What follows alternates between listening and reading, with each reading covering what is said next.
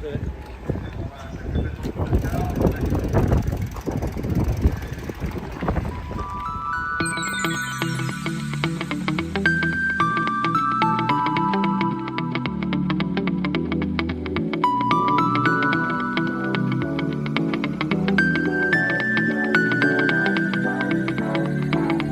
Okay, so the track is open. As you can see, we are standing just about under the Dunlop Bridge, and right in front of me is something a little bit more impressive.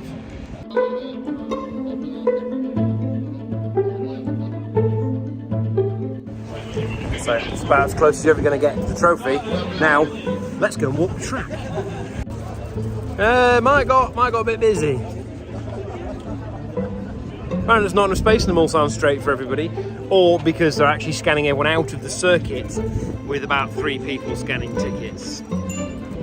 Woohoo! We're learning quite a lot so far. So when you're doing things like Forza Motorsport, you don't really quite get to grips with just how much of an incline there is coming down from Tête Rouge onto the Mulsanne Straight. So definitely worth doing the track walk for that alone. Just watch out for nutters on push bikes.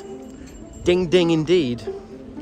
We're 1 mile in, it's taken us 22 minutes. But that's okay, there's only another 7 miles to go. Oh, it includes the ticket barrier as well. That's true. And I was wrong. There was 4 people checking tickets for everybody doing the track race. So, you know, appropriate numbers. Yeah. If only there was somewhere on the track where you could stop for a beer. Like a place for beer on the circuit. Better not go straight on at the first chicane. Time to go around properly. Well, this has gone well. We couldn't be any further from any sort of shelter, and it's raining sideways. Fail.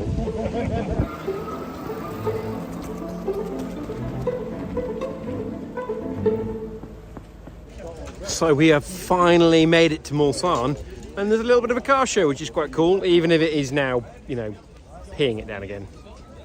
A few moments later. Whose idea was this? Yours. Might be mine. Rain has abated slightly, and there's lots of interesting cars, but it's the French stuff we're really interested in because you don't see as much of it in the UK. Check this out. Oh yeah!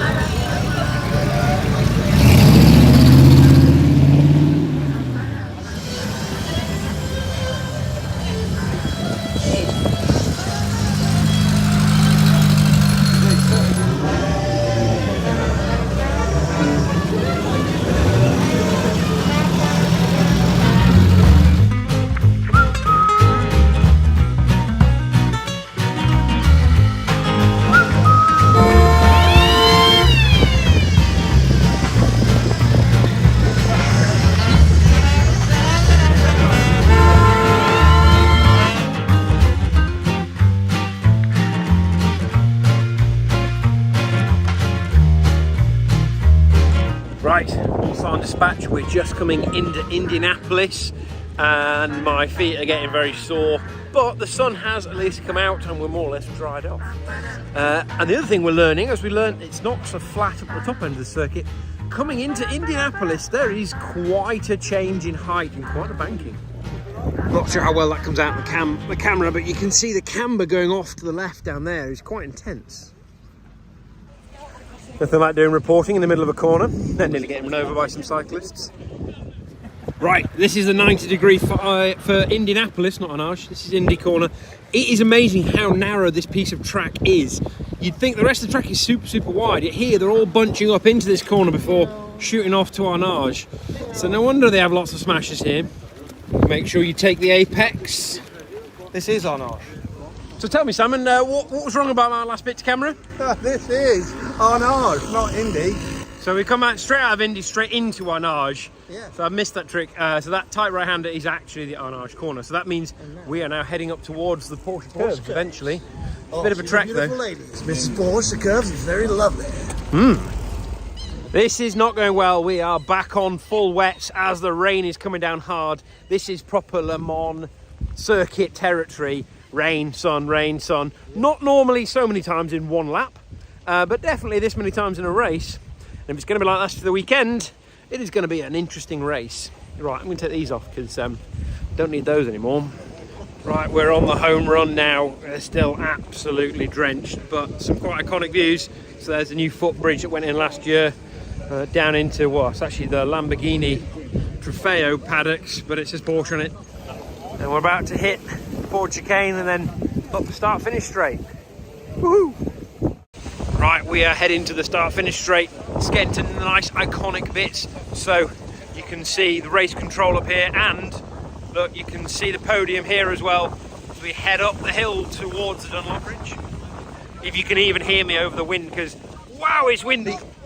Whoa!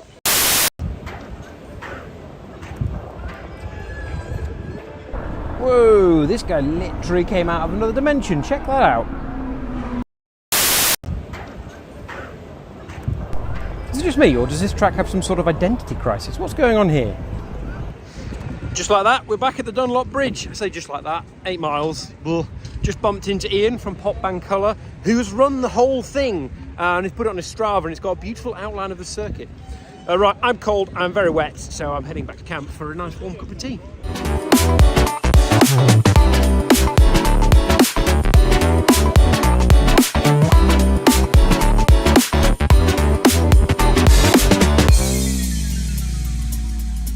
Don't forget to like, comment, share, and subscribe. Thank you for watching.